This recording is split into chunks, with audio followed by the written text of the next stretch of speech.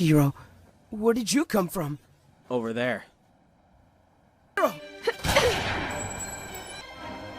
What would you do if that killed me? Japan You're will- getting on my nerves!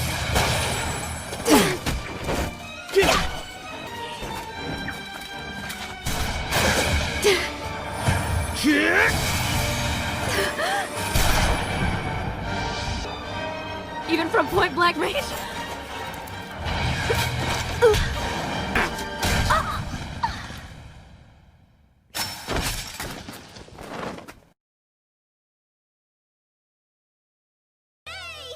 I'll do my best! Don't suddenly transform indoors! How can you possibly keep up with my dragon with that thing?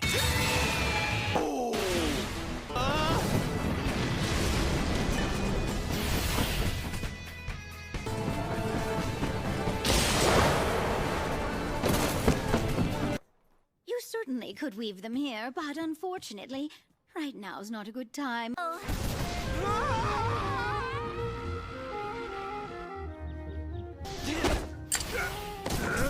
I'll pick it up on the way back! Is that so? Once I leave you in the dust, I can catch up with that fire-breathing brat in the blink of an eye. He's so fast. You think you can stop me? I don't think so. You're gonna pay for trashing my rides. But you're gonna have to move way faster than that. Just give it up!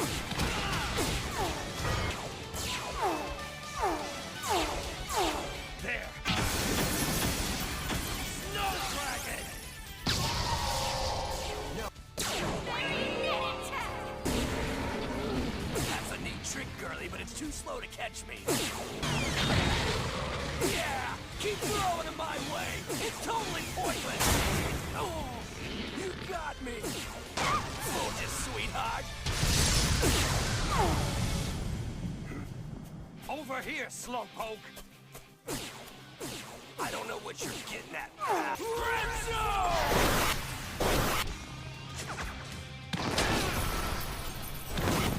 Get me!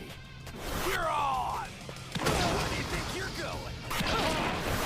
What happened to all that bravado?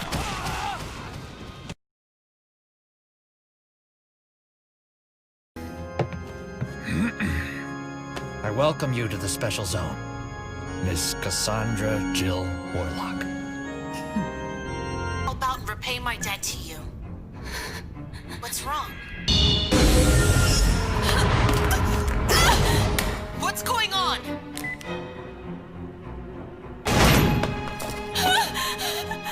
Me. Come on, Mimiko. There's no need for you to be so afraid. It's just me. I spent the entire day with you, remember? It's amazing! She's a fast one. It's...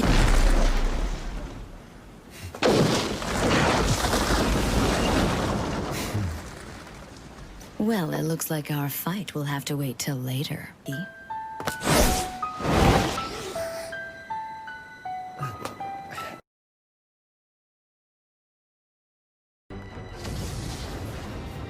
See that? We need to hurry. Interesting.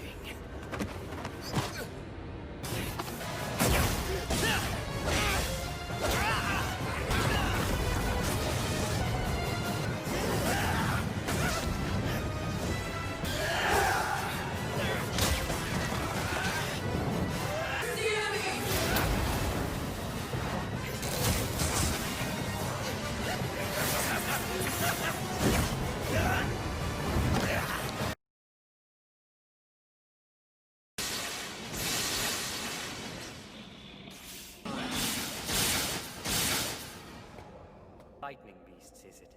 Ghastly as they must appear to a novice, nothing so obvious will work against me. To whomever summons these familiars, return to your master and tell them His Majesty's protector is not impressed. No, Father, please don't. She could yet be a vessel for those greater than herself.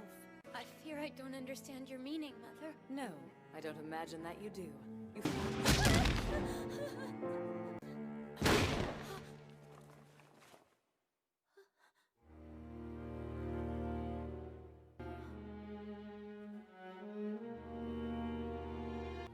House Heiress will not suffer a degenerative reject like you to live.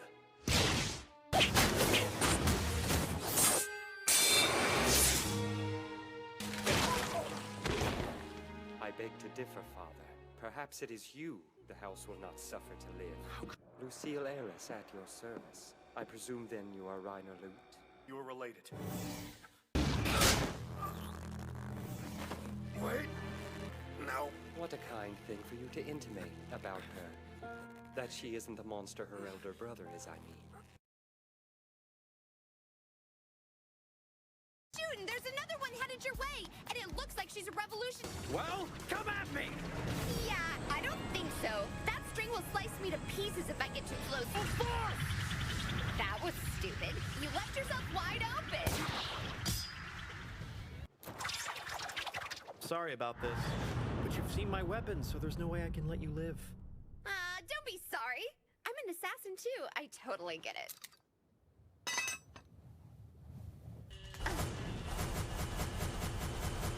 Whoa!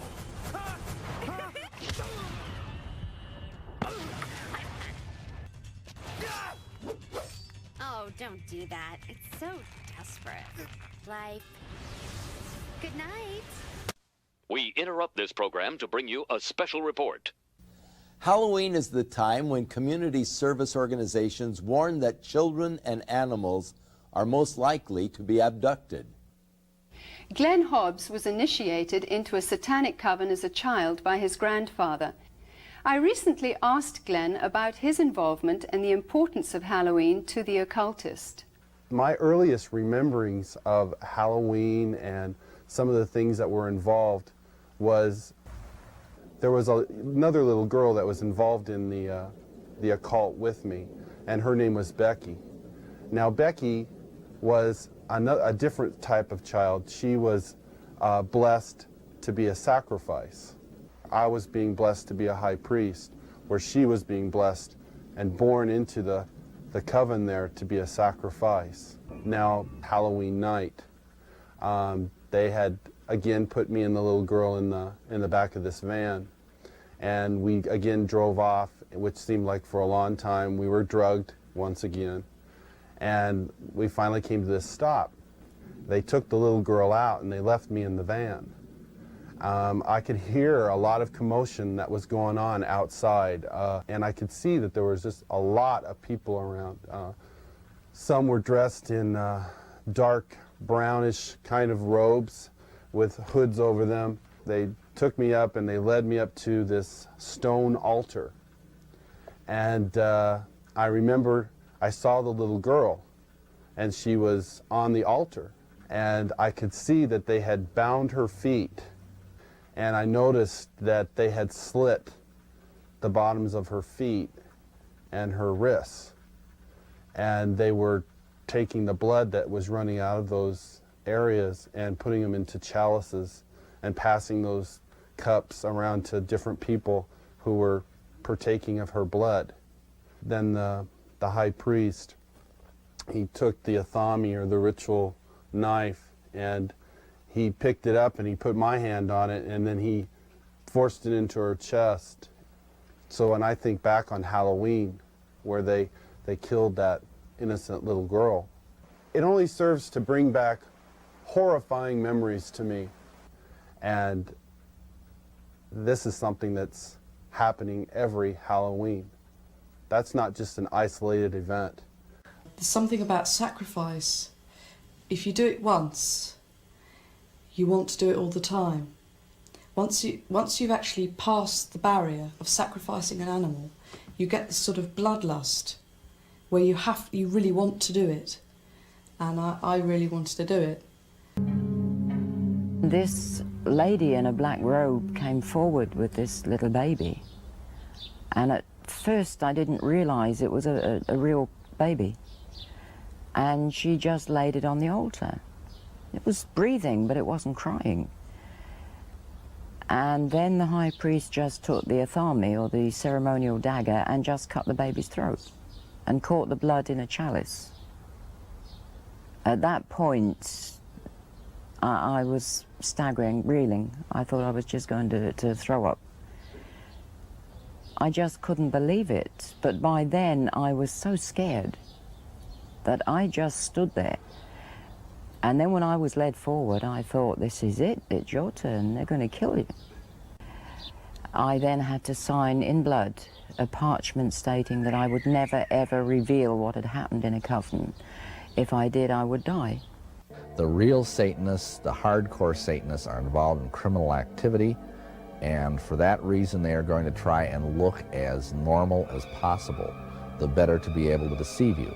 They're doctors, they're lawyers, they're teachers, they're oftentimes people who are in positions of great influence over small children. The LA County Sheriff's Department has a very secret undercover thing. I don't even know if you can find out if it exists, but I talked to them. It's called the Occult Squad. They told me in '73 that they found 35 bodies of girls in Los Angeles County that year, and I talked to them in December, that they knew to be human sacrifice, which they listed as rape cases to keep it from the public. The statistics that came in so far this year are close to 125, and the year's not even over. Now that's girls that have been used for human sacrifice. And if you'll notice, there's quite a few rape cases that happened around Halloween that are in the news right now. And from what we can find out, the circumstances that each death fits human sacrifice. But you'll never hear it, that's the reason. We turned in 4 different people that were responsible in the area that I knew about to the Los Angeles County Sheriff's Department, and they arrested all 4. They got convictions, and in every conviction they listed it as rape, killing, and they knew better.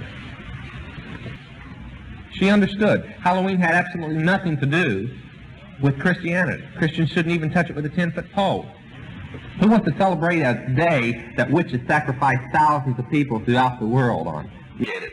And I do believe that when I testified here at the last time, I explained who the person was that handed me the ceremonial knife for that ceremony.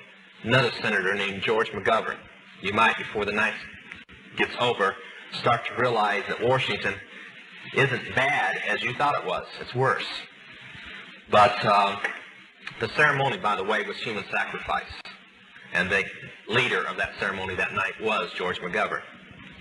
That's why when we did the broken cross, we drew his picture into the broken cross as a person practicing human sacrifice. And finally, on August the 1st, 1972, things changed. Courier from the London Embassy, a member of our United States State Department, arrived with a courier document pouch sealed with the crest of the State Department, brought it through customs unopened, nobody could touch it, brought it in to San Antonio, and I was hosting the meeting this time. And it was on Latimus, August the 1st. The man came in, laid the pouch down in the temple room up in the casino building, walked out, and left it. He wasn't to know what was in it. The door was locked, security guards were placed on the outside, and Dr. Buckland took up what's called the Atom 8, the witch's ceremonial knife. He slid open the seal, unlocked everything, and took out 6 letters. We'd seen letters like this before, no big deal. They had the crest of the Illuminati, which is on the back of your $1 bill, so you can look at it later. So we opened it up. Dr. Buckland started reading it. It's a chart. A friend of mine, Dr. Tom Berry, has placed that chart in a 30-page book, and we're proofing it now, and Dr. Stuart Crane is going to publish it, and we hope to have it in Christians' hands in about 3 months. Now, back to our show. It has to be an act. This guy's no ace. He's nothing but a fraud. Let's teach him a lesson.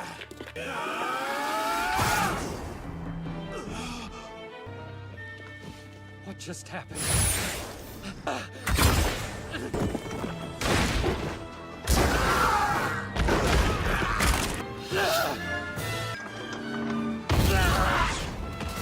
I'm not hiding. It won't be enough to just kill you. For this, I'm going to cut you into ribbons! I'm the fastest swordsman in the officers' ranks! There's not a single man out there who can avoid the sting of my blade! Bastard! I'm the chosen one! I never lose a battle! Never lose!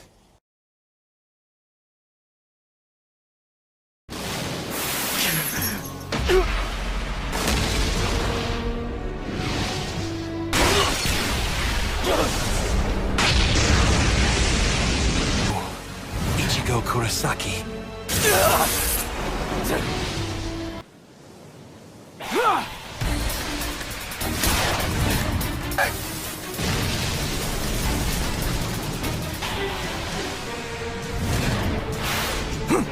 Where is he? Damn it!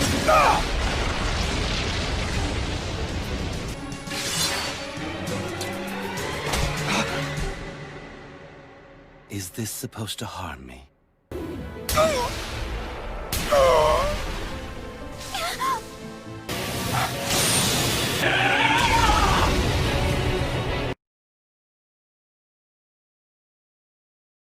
I'll fight them.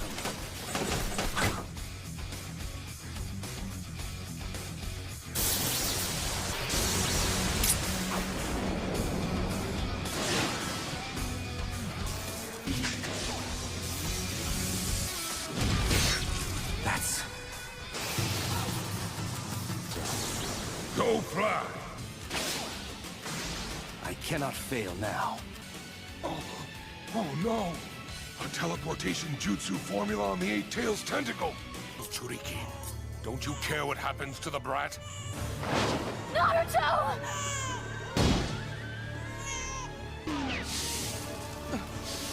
No!